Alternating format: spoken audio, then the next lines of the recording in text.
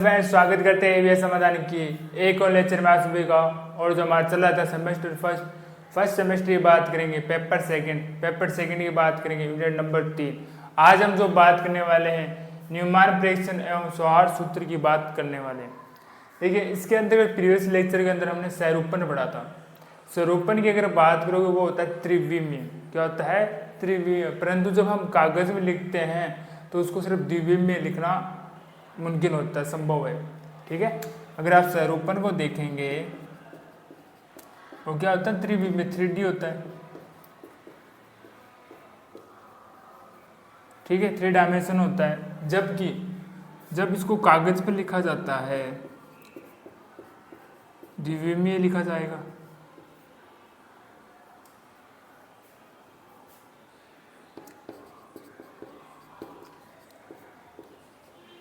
अर्थात 2D के अंदर लिखा जाता है। अब जब हम त्रिविमीय को हम 2D के अंदर लिखते, कुछ विधियों का प्रयोग करते, वही हमारे पास क्या है? न्यूमान प्रेक्षण सूत्र व सौहार्द सूत्र है। न्यूमान ने क्या कहा? न्यूमान ने कहा इसके अंतर्गत कार्बन को कुछ इस प्रकार से आप रखोगे कि एक कार्बन पीछे दूसरा कार्बन है और इनके मध्य, दोनों कार्बन के मध्य क्या हो जाती है? दो परमाणु, उनके मध्य कोण 120 डिग्री का होना चाहिए।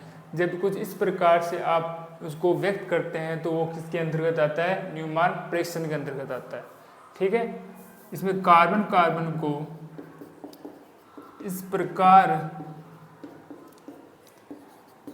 व्यवस्थित करेंगे कि एक कार्बन दूसरे कार्बन के पीछे दिखे। ठीक है, एक कार्बन क्या हो? दूसरे कार्बन के पीछे दिखे। जो आगे वाला कार्बन है उसको केंद्र मूल बिंदु मान लिया जाता है, जबकि दूसरे कार्बन को परिधि से दर्शाया जाता है। पहले कार्बन या एक कार्बन को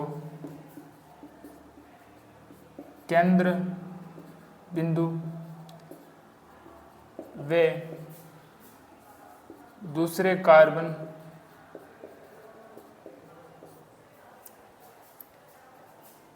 को परिधि से दर्शाया जाता है। इनके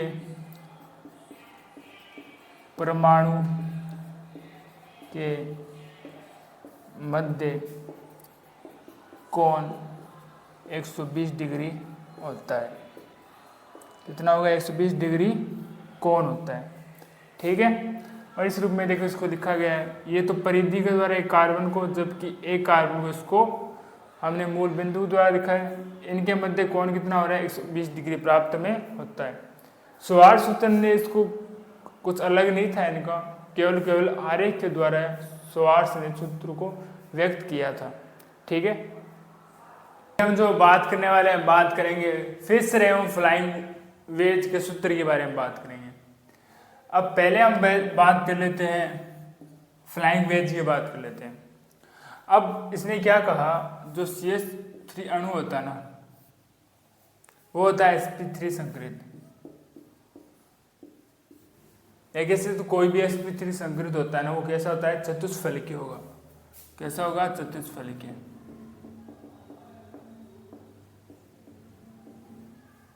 ठीक है, और वो क्या आता है? त्रिविमीय।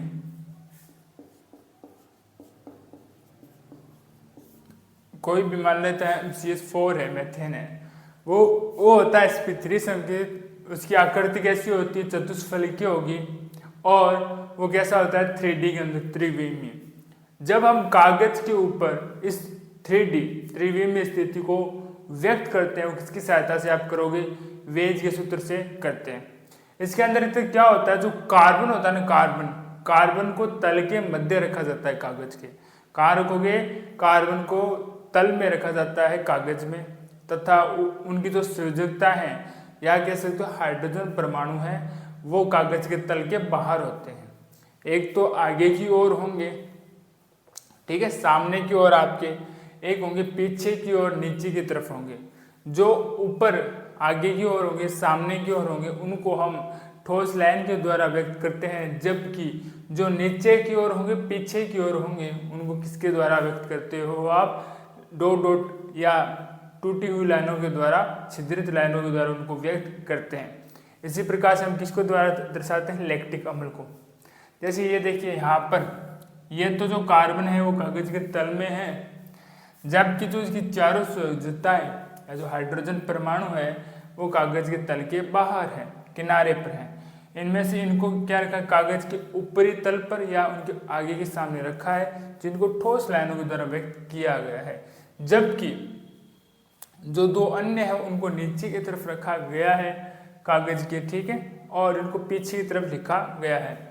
अगर यही मैं क्या लेता हूँ, आणविक कोई परमाणु है, आणविक तत्व है या यौगिक है, उसको व्यक्त करने के लिए मैं क्या करता हूँ, तो जो बची संयोजकताएं हैं उनको भी मैं क्या लिखता हूँ? कार्बन के तल में ही, कागज के तल में, कार्बन के पास कागज के तल में रख देता हूँ उनको, ठीक है। जो बची दो संयोजकताएं हैं वो क्या होती है? ऊपर व नीचे। एक तो हमारे पास आगे की सामने की ओर होगी प्रेक्षक के, और एक क्या होगी? नीचे की तरफ कागज के पीछे की ओर होने वाली है, ठीक है। ये संयोजकताएं, इनका सबसे अच्छा उदाहरण होता है लैक्टिक अम्ल। क्या होता है? लैक्टिक अम्ल होता है। लैक्टिक अम्ल को हमने देखिए कागज तल में कुछ इस प्रकार से परिभाषित किया है। अगर इनका आप दर्पण प्रतिबिंब देखना चाहते हो तो दर्पण प्रतिबिंब इसका कुछ इस प्रकार से होगा, ठीक है। ये हमने इसको आणविक और कागज के तल में इस प्रकार से वे सूत्र सहायता से इनको व्यक्त किया है। अब हम बात करने वाले फिशर की। फिशर ने क्या कहा? जिसके अंतर्गत एक से अधिक स्टाइकोमीथी के अंदर, या कह सकते हो असममित कार्बन हो, किसी के अंदर अगर क्या हो? एक से अधिक क्या हो? असममित कार्बन,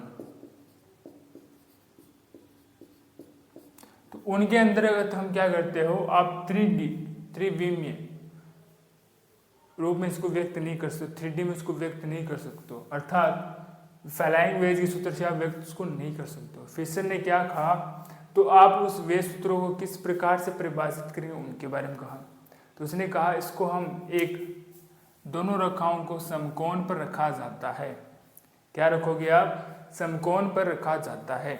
और जो कागज के तल पर है ना, उनको क्षैतिज रूप में, जो कागज के तल के ऊपर होंगे उनको आप कैसे रखोगे? क्षैतिज, यहाँ पर। जबकि जो नीचे की ओर है कागज के तल के और पीछे की ओर है, उनको हम ऊर्ध्वाधर रेखा या खड़ी लाइन के द्वारा व्यक्त करते हो। जो नीचे की तरफ है तथा पीछे की तरफ है, उनको आप किसके द्वारा व्यक्त करोगे? खड़ी रेखा के द्वारा या ऊर्ध्वाधर रेखा के द्वारा, ठीक है, व्यक्त करते हैं। कैसे व्यक्त करेंगे उनकी बात करेंगे। जैसे मेरे पास ये वाला सूत्र है, ठीक है। अब ये जो ठोस लाइनें हैं आपको पता होगा कागज के तल के ऊपर है, वह सामने है, तो इनको आप कहाँ लिखोगे? इनको हम लिखते हैं क्षैतिज रूप में। क्षैतिज में कैसे लिखोगे? इस प्रकार से। जबकि ये हमारे पास है आमने सामने, ये हमारे पास क्या है? आमने सामने है, तो इनको किस प्रकार से लिखेंगे?